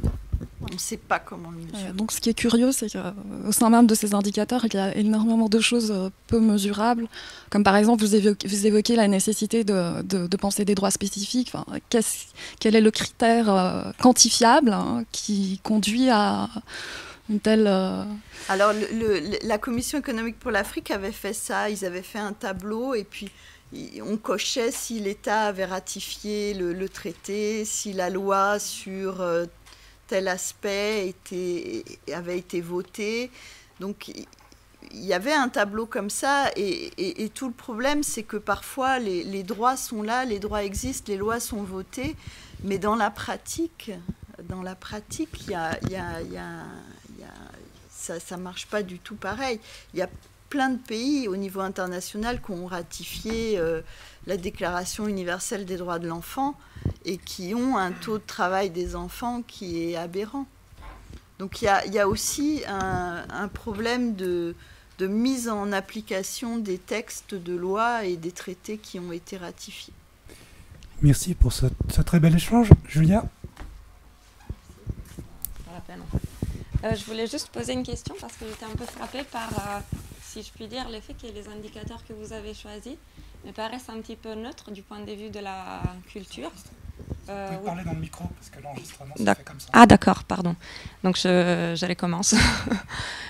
J'étais un peu frappée parce qu'il me semble que les indicateurs que vous avez choisis sont un peu neutres du point de vue de la culture, par exemple de l'élément religieux. Et du coup, je voulais savoir si vous pensez que des éléments tels que la religion ou d'autres spécificités culturelles peuvent être d'une manière ou d'une autre être reliés aux résultats de vos analyses statistiques, ou si vous l'avez fait et puis vous avez peut-être décidé de les écarter. Voilà, du coup, je retourne un petit peu la question. Je voulais savoir si, à votre avis, une question comme celle qu'avait posée la philosophe Susan Okin, qui était celle de savoir si le multiculturalisme est bon pour les femmes, pourrait être, je ne sais pas, traitée, et peut-être si on pourrait donner une question à cette réponse par les biais des données statistiques. Merci. Moi, j'ai envie de répondre que le multiculturalisme est bon pour les femmes et les hommes, pas forcément pour les femmes, mais à partir du moment où on peut confronter les cultures et accepter les différences, que ce soit les différences de religion, mais aussi les différences de sexe, ou les différences de culture, ou les différences, voilà, je crois très sincèrement, et ça se remarque aussi dans les pays où le multiculturalisme est plus important. On a moins d'inégalités de genre. Ça, on peut peut-être le mettre en avant, effectivement. C'est des questions qui sont des questions sensibles, mais oui, c'est des questions qui sont très intéressantes, qui peut-être, en tant qu'économiste, on va pas trop vers ce domaine-là, et on n'aborde pas trop ces questions-là. C'est plus des questions de sociologues ou de philosophes. On a essayé de rester économiste, mais oui, évidemment que ça, la culture a un rôle primordial dans la façon où les femmes sont considérées. Oui, j'ai deux questions, dont une où je vais me permettre de rentrer un petit peu carrément sur votre terrain, puisque vous le faites aussi un petit peu en venant ici. Mais merci de parler dans le micro. Dans le micro. Oui. En fait, je me demande si la différence entre l'indice de qualité de vie et l'indice d'inégalité des hommes et des femmes n'est pas en partie logiquement illusoire. Et je vais essayer d'expliquer pourquoi. Dans le sens où si la qualité les exemples que vous avez donnés font penser que peut-être la qualité de vie des femmes parfois dépend de la qualité de vie générale qui peut être celle d'un pays, donc des hommes et des femmes. Et or, si ce n'est pas le cas, donc ça veut dire qu'il y a des éléments de la qualité de vie qui sont spécifiques donc aux femmes. Et donc dans ces cas-là, pourquoi ne pas les faire rentrer carrément dans le taux d'inégalité des femmes? Donc en fait, est-ce qu'il y a une vraie importance de cet indice de qualité de vie des femmes? Est-ce qu'on ne peut pas s'en passer simplement en prenant la qualité de vie de tous? Et ça nous amène à cette idée un petit peu aussi que, en fait, certaines... et c'est peut-être confirmé. Ouais, c'est peut-être confirmé aussi par le fait que, effectivement, vous faites rentrer dans les facteurs d'inégalité des femmes des éléments comme celui de l'enfant, qui sont effectivement des éléments qu'on rencontre, qui se posent pas pour les hommes en fait. Et deuxième petite question qui est beaucoup plus courte, est-ce que le fait d'exclure des éléments comme la violence faite aux femmes et aussi leur rôle économique, puisque par exemple il y a un chiffre là il n'y a pas longtemps, les retraites des femmes sont quand même 2/3 inférieures à celles des hommes, est-ce que le fait d'exclure ces éléments ne donne pas des pourcentages d'inégalité qui sont en fait trompeusement faibles? Merci. Merci beaucoup. Alors, la question que je vous pose, c'est comment vous mesurez la qualité de vie générale? Parce que là, vous avez les indicateurs qui entrent dans la composition de la qualité de vie des femmes. Il faudrait voir comment vous mesurez la qualité de vie. Si vous reprenez évidemment ces indicateurs-là et si vous pensez que l'indice relatif à la politique d'avortement, c'est un indicateur qui doit rentrer dans la qualité de vie des hommes et des femmes et de la population en général, je vais vous dire oui, évidemment, que la qualité de vie des femmes, à ce moment-là, elle est fortement corrélée à la qualité de vie en général. Il faut que vous définissiez la qualité de vie générale. Donc si je comprends bien, ça veut dire qu'en fait, ont été exclus d'indices de la qualité de vie générale des indices qui correspondent aux femmes, alors que ça concerne en fait tout le monde aussi. Le souci, c'est que il n'y a pas... L'indice de qualité de vie n'existe pas. C'est l'auteur qui doit le définir. Et il y a un développement, il y a l'indice de développement économique, on peut mesurer ça, on peut mesurer la production par tête, là on a un indicateur de richesse, on peut définir le développement économique d'un pays.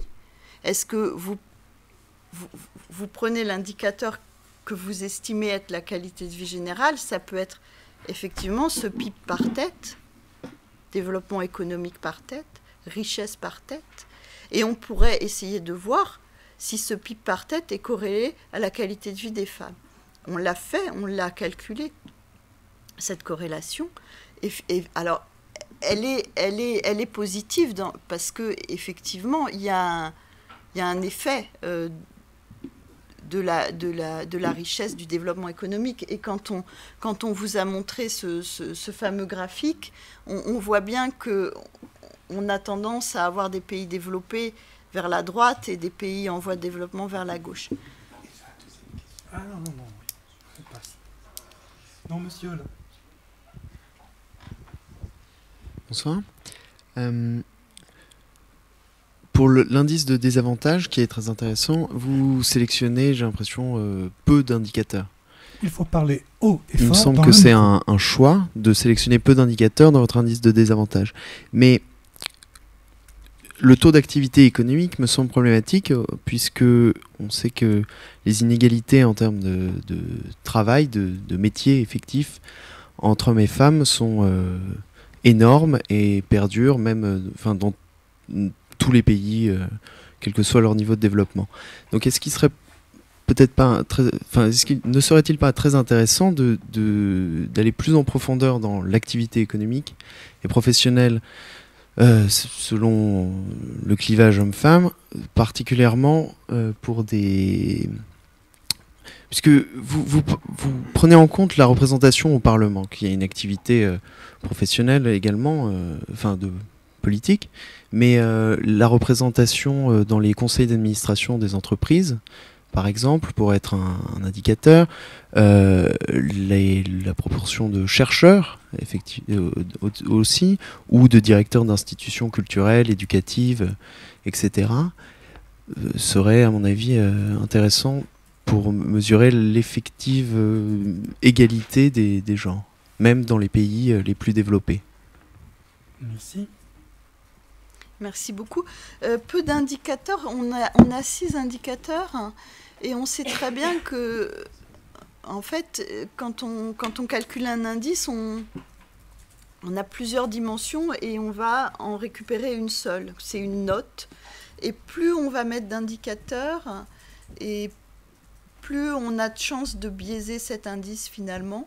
Donc je ne suis pas sûre que 6, ça ne soit pas un nombre important d'indicateurs. Enfin, ça peut se discuter. Mais les statisticiens vous diront que plus on augmente le nombre d'indicateurs, plus on a de chances de biaiser l'indice et d'avoir des indices redondants et donc de cumuler des choses, d'additionner 2 fois les mêmes choses. Sur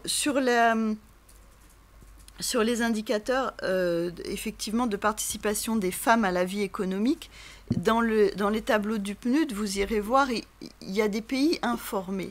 Justement, on a le nombre de femmes chefs d'entreprise, le nombre de femmes au conseil d'administration ou directeurs, etc.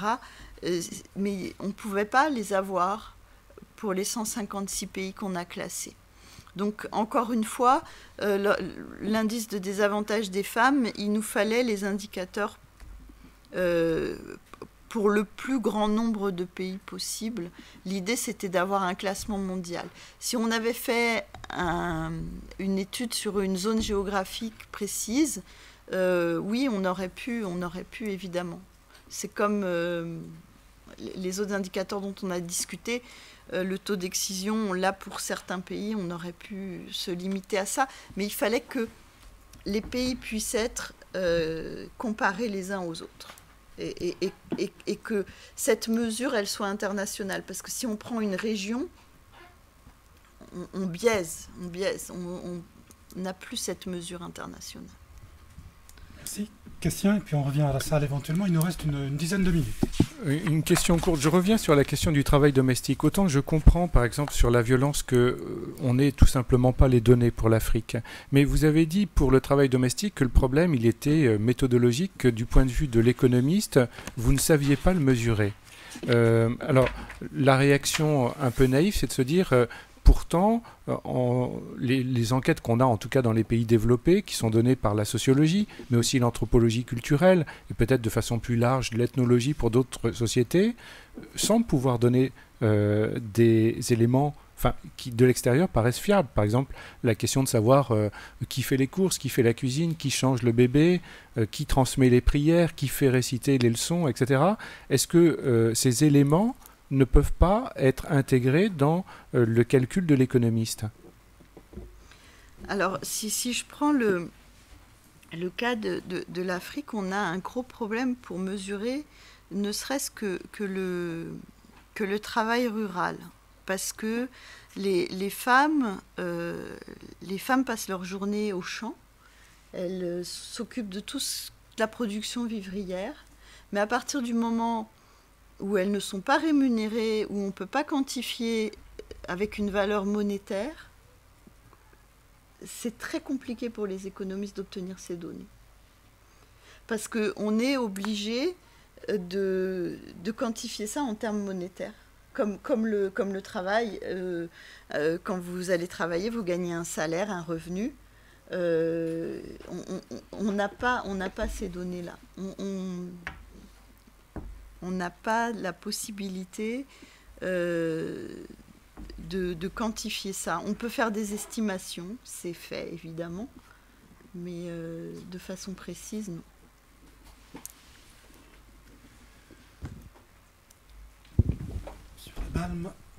Est-ce qu'on peut savoir si des modes de conjugalité comme la polygamie jouent ou pas, renforcent les inégalités hommes-femmes? Est-ce qu'on arrive à savoir ça? Si la polygamie, par exemple, renforce les inégalités? Je ne peux pas vous répondre parce qu'on n'a pas posé cette question-là dans nos recherches. Et encore une fois, c'est peut-être un travail qui touche les questions de culture ou de religion. Et je ne me suis pas intéressée à ces questions-là. Alors, juste peut-être une question aussi sur les mentalités, puisque vous avez terminé là-dessus. Ouais. Est-ce que vous arrivez à dire que les inégalités hommes-femmes, de manière générale, sont entretenues par les représentations que les hommes se font des femmes, par les mentalités des hommes, au fond? Ma réponse personnelle, c'est oui, évidemment. Évidemment, c'est toute une éducation, toute une culture, tout un mode de vie qui formate la façon dont les hommes et les femmes sont considérés. Et je pense que les enfants doivent... On doit enseigner aux enfants cette égalité avant tout. Et c'est le rôle des parents, c'est le rôle de l'État, c'est le rôle de la société. Et le changement des mentalités, on sait très bien que ça prend énormément de temps. Et même en France, aujourd'hui, quand on voit qu'à qualification égale, les femmes qui font le même métier qu'un homme gagnent un tiers de moins, il y a un souci. Il y a un véritable souci. Une remarque méthodologique par rapport aux dernières questions qui peuvent être très intéressantes, mais qui mésestiment, on le voit bien dans les réponses d'Audrey Verdier, Souchane, qui mésestiment le fait que les données statistiques, ce sont certaines des données, et que ces données sont soumises à un certain nombre de conditions qui font qu'elles n'épuisent pas la totalité d'un champ d'objectivité. C'est-à-dire beaucoup des questions posées, à plusieurs reprises en tout cas, obtiendraient des réponses plus certainement si il s'agissait non pas d'enquête statistique, mais par exemple d'enquête au sens sociologique du terme, c'est-à-dire si il s'agissait de se donner un panel d'entretien où les gens expliqueraient quelles représentations ils se font de telle et telle chose et répondraient aux questions qu'on leur pose sur les raisons d'agir ainsi plutôt qu'autrement. Mais ça, c'est l'enquête sociologique qui a sa logique propre, sa force propre, ses limites aussi. Et là, nous avons à la fois la force et les limites clairement indiquées dans les réponses tout à fait claires et modestes, je veux dire modestes, c'est-à-dire conscientes des limites de l'approche que vous donne aux uns et aux autres Audrey Verdier-Souchane. Je crois que là, il n'y a pas d'approche d'ensemble qui soit envisageable, par exemple, en excluant, enfin en n'intégrant pas le fait que dans ce type de données-là, ne sont jamais convoquées les voix des personnes. On mesure un certain nombre d'éléments, mais on ne les convoque pas ce qu'on appelle leur voix, à donner leur voix, à exprimer leur voix propre. Voilà. Il y a une question par ici. Le Cercillon, si je ne me trompe pas. C'est ça. Bravo. Bonjour madame, je voulais savoir si les différents indices que vous composez dans l'indicateur final, est-ce qu'il y a une pondération ou est-ce qu'ils se valent tous, est-ce qu'ils se compensent tous exactement? Est-ce que le taux de mortalité maternelle est aussi important que le pourcentage de sièges au Parlement ou pas? Et du coup, si on ajoute plus d'indices, évidemment, ça dilue le poids relatif de chacun de ces indices. Et puis, je voulais aussi vous demander ce que vous pensiez de l'approche des expériences randomisées sur le développement d'Esther Duflo, etc. Est-ce que ça apporte une meilleure connaissance statistique notamment du poids justement des questions de genre sur le développement humain, ou est-ce que c'est un recul par rapport à des approches plus globales et plus théorisées peut-être? Merci, ceci était la dernière question, il y aura donc une dernière réponse. C'est une question méthodologique. J'avais promis de pas mettre... de pas m'aventurer. Oui, alors les pondérations, oui, mais on a adopté une méthode qui est celle de la théorie des ensembles flous, où en fait on fait parler les données et les... Comment je pourrais expliquer ça? Les données, quand vous avez tous vos pays, là où les inégalités sont les plus fortes, la pondération va être plus forte. Le poids donné à ces inégalités va être plus fort que si sur votre ensemble de pays au niveau mondial, les inégalités sont faibles. Il y a donc une pondération qui est disponible dans le papier. Je ne les ai pas là, mais quand on a revu le papier, on nous a demandé les rapporteurs qui ont revu le papier nous ont demandé de faire une pondération 1 tiers, 1 tiers, 1 tiers, et de voir si ça changeait énormément le classement. Et en fait, ça ne change pas énormément le classement. Donc, si vous voulez, quand on a la santé, l'éducation, la participation, on peut estimer qu'on a donné 1 tiers, 1 tiers, 1 tiers de poids à chacun de ces domaines.